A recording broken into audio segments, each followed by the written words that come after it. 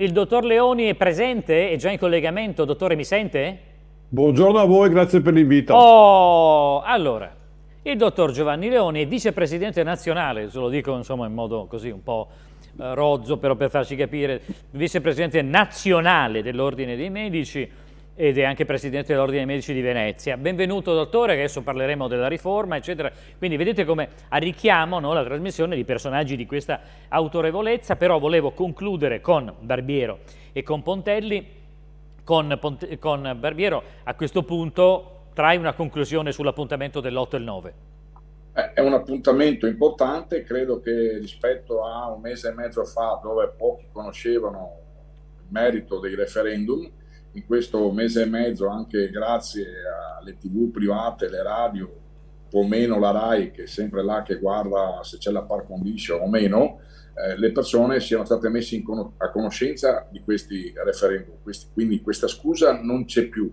Poi chiaramente se uno è convinto va a votare sì, se uno non è convinto ancora 48 ore per informarsi, noi siamo presenti anche in tutte le piazze questo fine settimana fino a domani sera per la chiusura, Sì. ma lo ritengo importante, primo per affermare appunto il valore della democrazia, secondo se c'è il quorum si abrogano delle leggi che sicuramente sul lavoro daranno più respiro anche all'azione sindacale per rinnovare i contratti, per dare sicurezza sul lavoro e per togliere quella precarietà che in questi anni è sempre in aumento e lo si vede tutti i giorni anche dalle denunce che si fanno nei giornali, nelle trasmissioni televisive e quant'altro. Perfetto.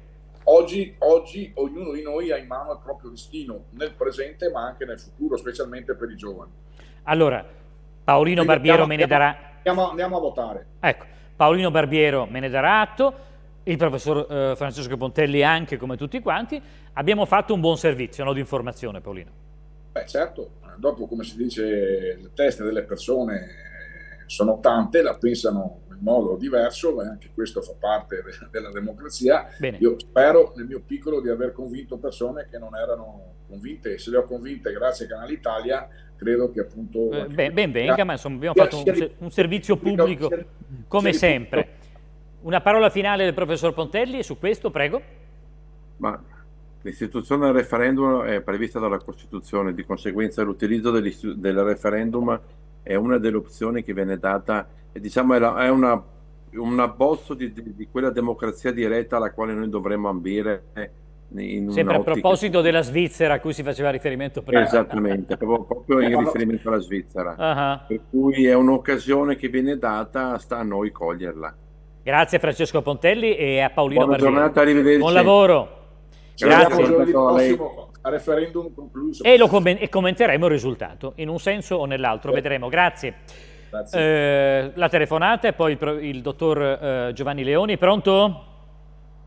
Sì, buongiorno, sono Alberto, io non vedrò la provincia di Como. Vorrei fare una domanda e un'osservazione. Allora, volevo chiedersi, cioè, purtroppo se ne sono andati, ma Landini è lo stesso, quello che andava che parla di dignità per i lavoratori, è lo stesso che andava a braccetto con il criminale di Draghi quando vigeva l'apartheid, peggio del Sudafrica, quando c'era il Green Pass per i lavoratori, dopo con la complicità anche dell'Ordine dei Medici che proponeva le vaccinazioni contro la fantapandemenza. E poi volevo fare una proposta per un referendum, come ho sentito da Alfonso Luigi Marra, di abolire l'anatocismo, la commissione di massimo scoperto e l'addebito tardivo degli versamenti. Ne parliamo sabato con Alfonso Luigi Marra. 2 miliardi di euro al giorno. Va bene. Oltre che la nazionalizzazione della banca, che sarebbe il massimo. Grazie Alberto da Novellate.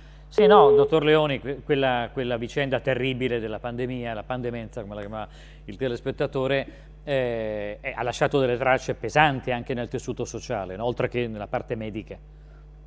Sì, è stato un dramma vissuto in maniera ovviamente molto diversa a seconda delle latitudini e delle problematiche che ognuno provava su se stesso, nel proprio hinterland personale.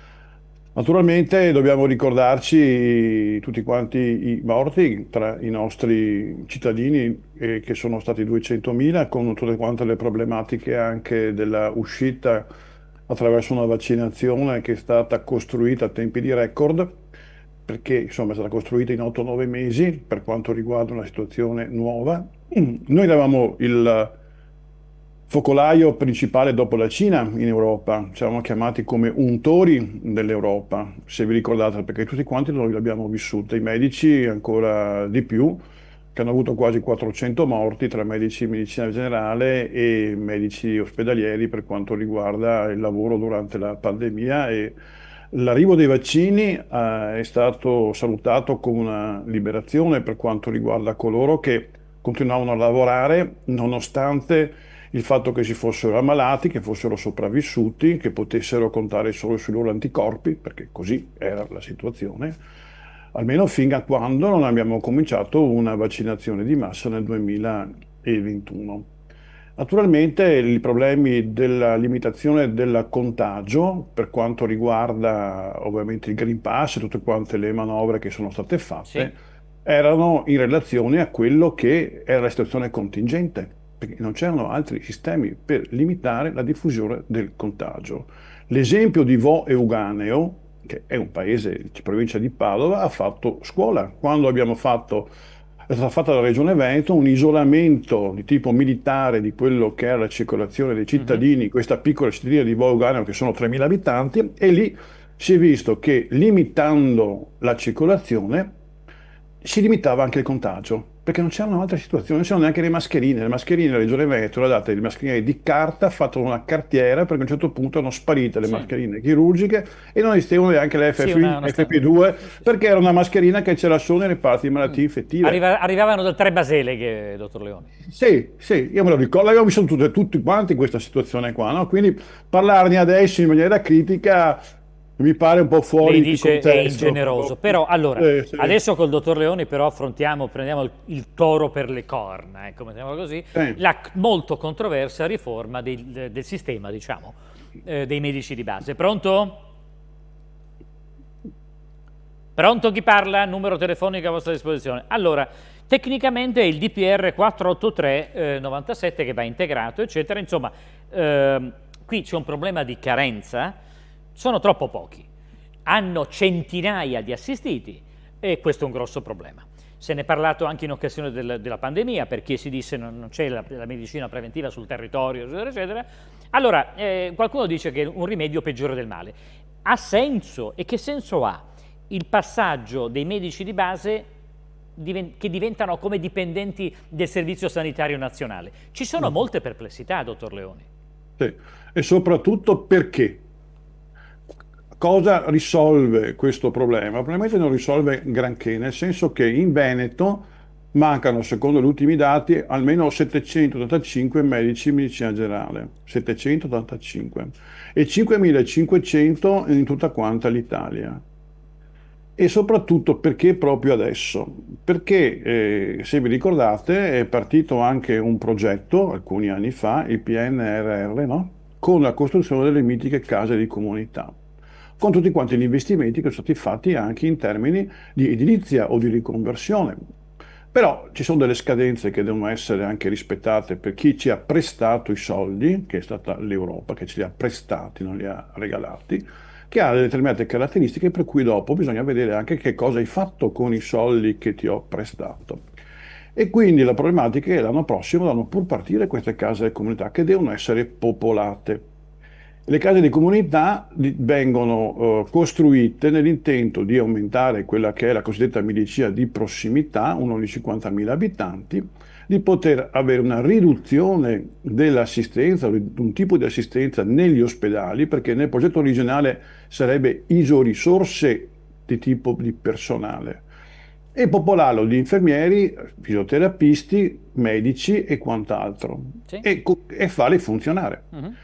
Ma in questo momento storico noi non abbiamo ancora neanche i medici di medicina generale per fare il ricambio di quella che è uscita con la cosiddetta gobba pensionistica, perché le gobbe pensionistiche sono le uscite prevedibili per quanto riguarda un personale che raggiungerà l'età della pensione in un determinato spazio temporale. Infatti noi stiamo uscendo, è il top della gobba pensionistica, come medici sia ospedalieri come medici di medicina generale, ma non ci sono i ricambi.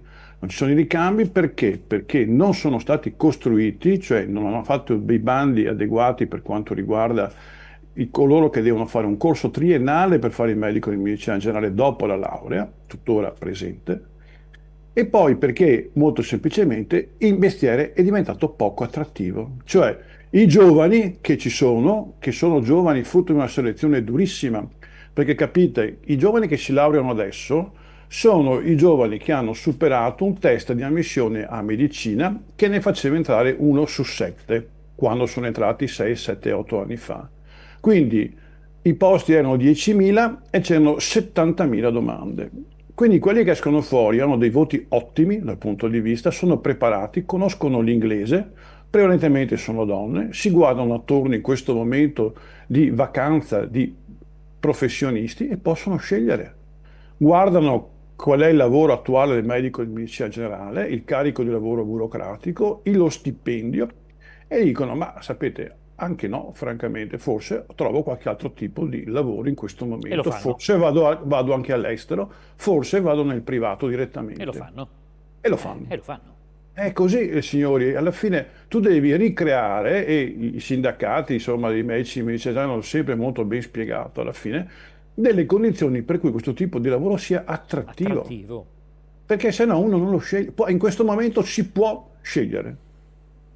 Allora, deve essere attrattivo, in questo momento è, non so come dire, repulsivo, cioè scappano, se ne vanno. Pronto?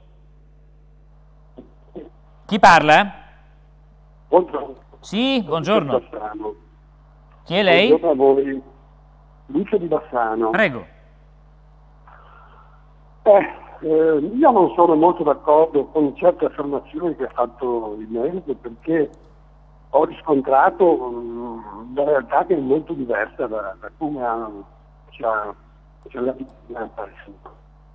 praticamente i morti che abbiamo avuto Non la sento, Lucio, si sente malissimo la linea. Provi a parlare un po' più lentamente, dica. Provo a cambiare il posto. I morti con la pandemia li abbiamo avuti, mi sente meglio? Sì, dica. Abbiamo avuto i morti con la pandemia perché è colpa della tachipirina e di disattesa. Praticamente si sapeva che se si curavano entro i primi 3 giorni si riusciva a far sì che l'infezione non venisse letale.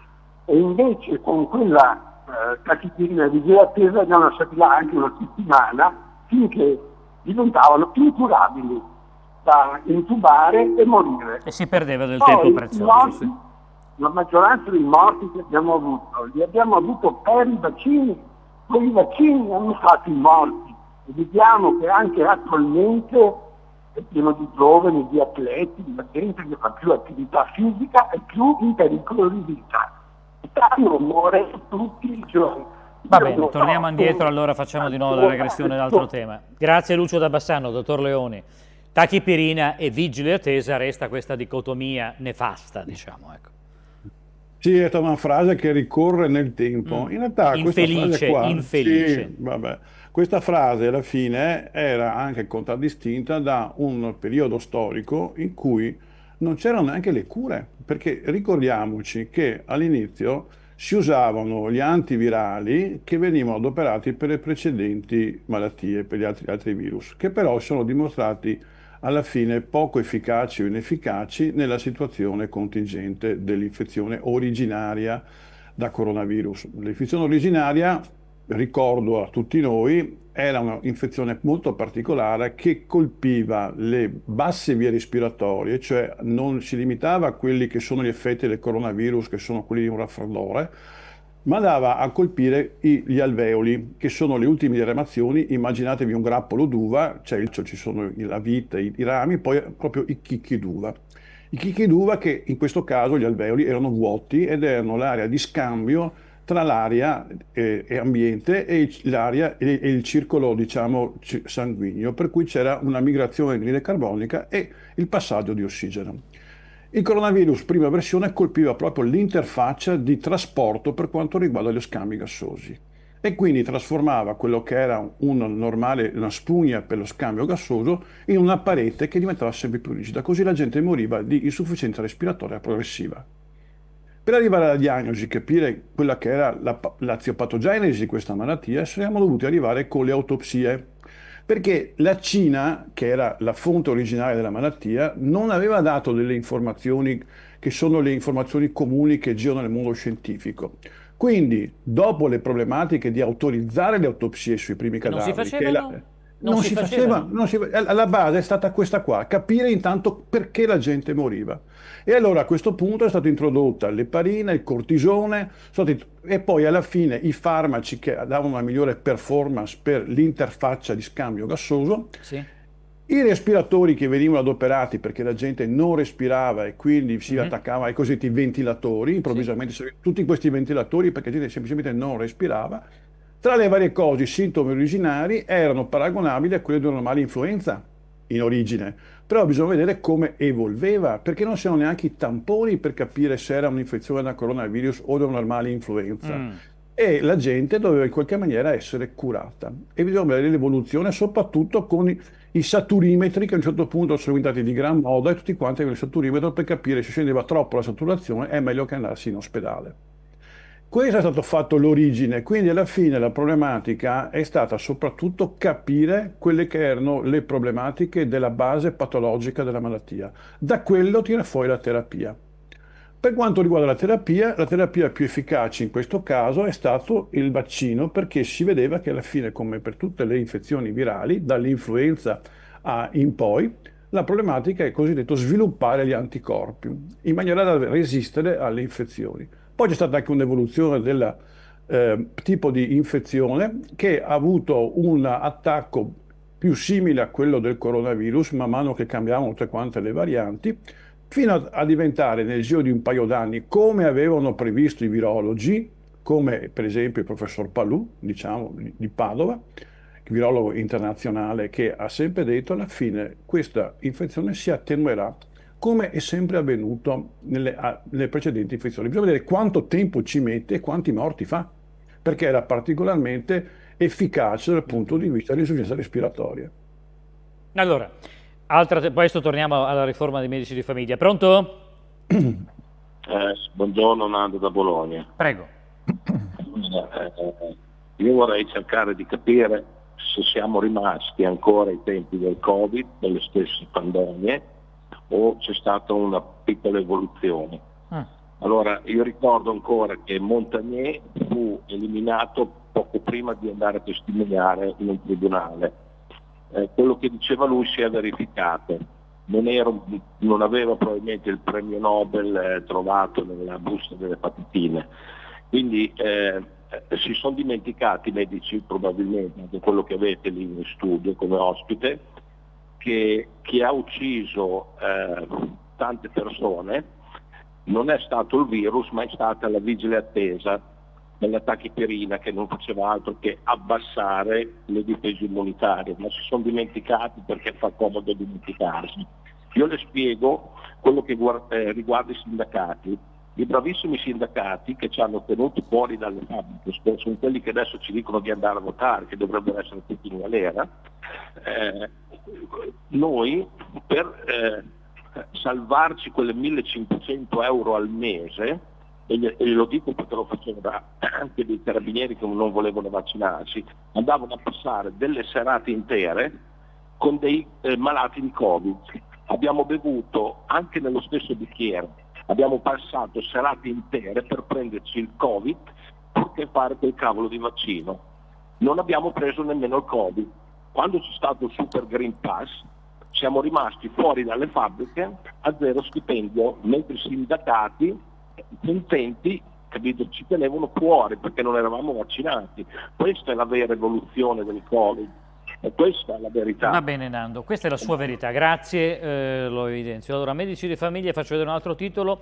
Schillaci, che è il Ministro della Salute, conferma dipendenti o liberi professionisti. Cosa cambia per i pazienti? Tra i punti cardine anche l'obbligo di dedicare un certo numero di ore nelle nuove case di comunità, di cui parlava il dottor Leoni. L'ipotesi è almeno 18 ore a settimana. Dottor Leoni, lei fa il medico di base? Da tanti anni. No, io sono un medico ospedaliero per la Medico verità. ospedaliero. Però conosco Conosce molto bene perché li rappresenta. Anche i medici di medicina generale perché ci vivo all'ordine insieme da 20 anni. Scusi, quindi... quando un medico di base ha 800, 1000, 1500 assistiti, ma come fa? Beh, sono arrivati anche fino a 1800 o alcune 2000. Ma come è possibile, dottor Leoni? Allora, lo dicono loro stessi, perché ci sono dei giovani medici che alla fine mi hanno raccontato, perché noi facciamo anche da tutto per un periodo nei momenti di formazione, quindi abbiamo contatti anche come medici ospedalieri con i medici di medicina generale in formazione, che vengono a frequentare i reparti ospedalieri. Per loro l'ottimale, d'accordo, al massimo sono 1200-1500 mutuati alla fine, per avere anche quella che è la possibilità di una vita anche di relazione normale, perché molti mi dicono che non c'è solo il lavoro. Tanti medici massimalisti cosiddetti trovano il loro lavoro totalizzante, quindi ben oltre quello che è il lavoro, diciamo, di front office, quello che si vede, ma quello che devono fare dietro le quinte per sistemare quelle che sono, per esempio, la ripetizione di ricette croniche. È stato richiesto più volte di poter avere la possibilità di avere ricette che durano anche un anno, soprattutto per quelli che hanno delle terapie croniche, in maniera tale da diminuire quello del carico burocratico. E la richiesta dei medici è anche di avere un supporto da parte del personale di segreteria per avere uno snellimento di quelle che sono le pratiche di routine e potersi più concentrare su quello che è la visita dei malati, che sia in ambulatorio o che sia a domicilio. I medici, diciamo, della mia generazione, quelli che vanno in pensione adesso, che sono andati in pensione, purtroppo mi hanno tutti quanti confermato che negli ultimi anni la situazione di quelli che sono i doveri di relazione per quanto riguarda i rapporti con la regione, il consumo di farmaci che vengono prescritti perché sono i medici prescrittori, i rapporti che devono fare sistematicamente e le variazioni anche di quelli che sono poi le regole, diciamo, di quello che è la prescrizione farmaceutica, è entrato in vigore al 30 dicembre 2024 il nuovo catalogo Veneto le prescrivibile con altre variazioni per quanto riguarda anche le problematiche di prescrivibilità e l'accettazione dei vari servizi informatici anche di ambulatori privati perché hanno dovuto rifare determinate impegnative. Beh, tutte queste problematiche hanno fatto lasciare un mestiere che si erano scelti nell'ambito di quello che ti dà la possibilità a una laurea in medicina e chirurgia, perché gli piaceva vivere, diciamo, a contatto con i pazienti, essere protagonisti, avere quella che è la libera scelta del paziente nei confronti di un medico, cioè meritarsi la scelta del medico e avere la possibilità di avere un certo tipo di rapporto umano che è caratteristico di quello che fa da sempre il medico di famiglia rispetto a quello che fa il medico ospedaliero, che ha altre idee per quanto riguarda la sua esistenza. Quindi l'avvelenarsi di questo tipo di rapporto, il fatto che andando via altri colleghi necessariamente venivano caricati anche di altri pazienti che se no non avevano il loro medico, perché era sparito il medico originario e non c'era il ricambio normale che c'era nei decenni passati, perché una volta come succedeva che semplicemente si cambiava il medico, ne arrivava uno nuovo. Perché improvvisamente non ci sono più i medici? Perché non li hanno fatti, ma il problema è che la programmazione sanitaria non è un compito di coloro che dopo lavorano ogni giorno con davanti un paziente a cui devono risolvere i problemi. Quindi molte volte vengono incolpati i medici come categoria di scelte programmatiche fatte ben in alto. E ben in alto, quindi dall'amministrazione, quindi dalla politica, eccetera. Adesso ci arriviamo. Pronto? Pronto? Chi parla? Pronto, buongiorno, sono Tati da Brescia. Prego. Ecco. Vorrei, complimenti per lei, per la sua professionalità. Grazie. Senta, io sono d'accordo col signore che ha chiamato prima, eccoci, perché è ora di finirla di raccontare tutte queste cose. Mi riferisco al medico, perché le cure c'erano e l'unica cosa che non dovevano dare era proprio la tachipirina, perché non era un antinfiammatorio, perché abbassava anche il glutatione, tutte le difese immunitarie, perciò il malato andava ancora più a terra, ecco, e perciò si doveva dare una... Quindi era un rimedio peggiore, si dice un rimedio peggiore del male. Le cure c'erano e poi la vigile attesa quando si è malati in medicina, non deve esistere. Attesa di che cosa? Aspettare che cosa? Che si aggravino le cose? Ecco, e poi volevo dire che hanno fatto di tutto per non curare, perché volevano incanalare tutte le persone facendo purtroppo quel vaccino che non era vaccino, era tutto una cosa, un farmaco velenoso e tossico per questa è la sua, signora Cardia. Eccoci a miglior vita. Grazie Cardia, questa è la sua opinione, legittima il suo punto di vista, grazie. E lei fa questo tipo di, chiamiamola, dietrologia. Quello che i cittadini, come posso dire, tra virgolette, dottor Leoni mi raccomando, no? Vi rimproverano i medici, e che ex post, cioè dopo quello che è successo, abbiamo citato la tachipirina, la vigile attesa, tutti gli errori che sono stati fatti, questo evidentemente loro assumono e percepiscono che non lo riconoscete abbastanza. Non dico di chiedere scusa, perché chiaramente questo è molto facoltativo e soggettivo, ma dire, signori, ci trovavamo, eravamo travolti da uno tsunami, abbiamo fatto degli errori.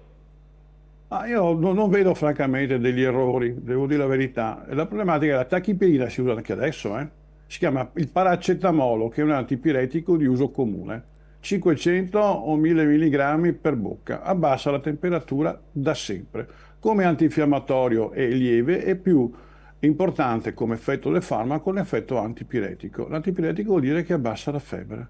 E bisogna vedere l'evoluzione del sistema in un momento in cui la gente alla fine aveva una diffusione ovviamente della malattia con delle gradazioni che erano completamente differenti, perché per fortuna tanta gente ce l'ha fatta per i fatti suoi, perché ricordo che nel 2020 non c'era il vaccino, la gente moriva lo stesso ed è morta in maniera importante. Il problema più grosso era l'occupazione sempre più importante di quello che erano i posti in terapia intensiva, con l'acquisto improvviso di tutti quanti i ventilatori che venivano addirittura tolti dalla sala operatoria per essere utilizzati per coloro che hanno insufficienze respiratorie. E riparti di malattie infettive, riparti di medicina e riparti di geriatria che venivano saturati dai pazienti Covid e avevano problematiche a ricevere altri tipi di pazienti che comunque si ammalavano per altre cose, con l'invasione dei reparti di chirurgia di pazienti, perché a un certo punto le problematiche erano tali per cui gli ospedali si erano trasformati in reparti Covid e le mascherine ai medici di medicina generale sono arrivati mesi dopo quelle che sono arrivati ai medici ospedalieri. E i medici di medicina generale hanno continuato a visitare le pazienti nei loro ambulatori quando si discuteva anche sul tipo di mascherine che non c'erano, ragazzi, e continuavano a lavorare a cercare di capire la gravità delle situazioni da paziente a paziente. Questa è una storia recente che dovremmo tutti quanti ricordare, perché la problematica più grossa, l'ondata più importante, è stata nella primavera del 2020. Poi c'è stata tutta la discussione dell'estate con le discoteche, la gente che premeva per la riapertura delle discoteche, perché sennò perdevano i soldi, si rovinava la stagione. Hanno aperto le discoteche, le hanno richiuse subito dopo 2 settimane perché c'era stata un'impennata dei contagi. Ho tutte le slide possibili e immaginabili di quel periodo là, in cui salivano i contagi in Italia. Poi c'era l'ondata dell'autunno senza i vaccini sono arrivati dopo, che c'è il problema dell'apertura delle scuole. Le scuole che poi erano state aperte hanno inventato alla fine la formazione a distanza perché erano terrorizzati, visto il periodo delle discoteche, che i giovani messi in una classe con tutte le problematiche di contagio, di rapporti umani e quant'altro, diffondessero ancora più la malattia. Chiaramente loro avevano una risposta migliore dal punto di vista anticorpale, perché il sistema immunitario cala come efficace con l'avanzare delle decadi di età e portassero la malattia agli anziani in cui magari vivevano in casa, cosa che è una storia diciamo vista e rivista. E tutto questo senza i vaccini. I vaccini hanno risolto il problema dopo, insieme a quello che è la variante della malattia che è diventata meno importante, ma le due cose meno pesante, meno aggressiva. Durante il periodo delle vaccinazioni i medici ospedalieri che vivevano questa storia in prima persona, che vedevano morire anche i loro colleghi, che si ammalavano, si guarivano e tornavano a lavorare anche senza i vaccini, perché tanta gente ha fatto così nel 2020. Ci siamo beccati il Covid, lo sono beccato anch'io, come siamo beccati tanti altri colleghi. Va bene. Io sono ancora qua che faccio le interviste, Sì, qualcuno certo. è sottoterra. È così. Purtroppo il tributo in termini di vita umana da parte dei medici e anche dei paramedici è stato molto pesante, molto importante. Allora, dottor Leoni, passo una telefonata, poi abbiamo la pausa tassativa e ho un'ultima questione, proprio come parlavamo, diciamo prima, sulla politica e la gestione della sanità. Telefonata, pronto? Sì, pronto. Io Sì. sono Lina, le telefono da Novara. Sì. Allora, io ho ascoltato tutto, sembra una cosa tragica, una cosa è certa, io mi sono fatta la mia idea. Fin quando l'Organizzazione Mondiale della Sanità è sovvenzionata dalle case farmaceutiche, quelle importanti, di conseguenza questi cosa vogliono in cambio? Delle cavie per i loro prodotti.